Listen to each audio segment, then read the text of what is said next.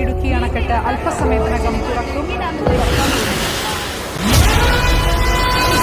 3 ദിവസമായി എന്റെ ഭർത്താവ് കടലിൽ പോയിട്ട്.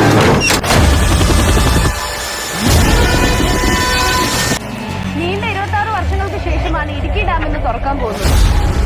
ഇടുക്കി ഡാമിന്റെ ആദ്യ ഷട്ടർ ഏതാനും നിമിഷങ്ങൾക്കകം തുറക്കുമെന്ന് നമുക്ക് പ്രതീക്ഷിക്കാം. ചെറുതോണി ഡാമിന്റെ ഷട്ടറുകൾ വഴി കൂടുതൽ ജലം പുറത്തേക്ക് ഒഴുകിയിരിക്കുന്നതിനാൽ മുഴുവൻ ആളുകളും ജാഗ്രത പാലിക്കണമെന്ന് അറിയിക്കുകയാണ്. സാധാരണയിലും അധികമായി വെള്ളം കയറിയ സാഹചര്യത്തിലാണ് നമ്മൾ കാണുന്നത്. കേരളം മുഴുവൻ മഴയിൽ മുങ്ങിക്കൊണ്ടിരിക്കുന്ന ഒരവസ്ഥയാണ് നമ്മളിപ്പോൾ കണ്ടുകൊണ്ടിരിക്കുന്നത്. നമ്മള് ദിവസമൊക്കെ കാണുന്ന കടലിലെ വെള്ളത്തിനൊക്കെ വലിയ വെള്ളമൊന്നും അല്ലല്ലോ.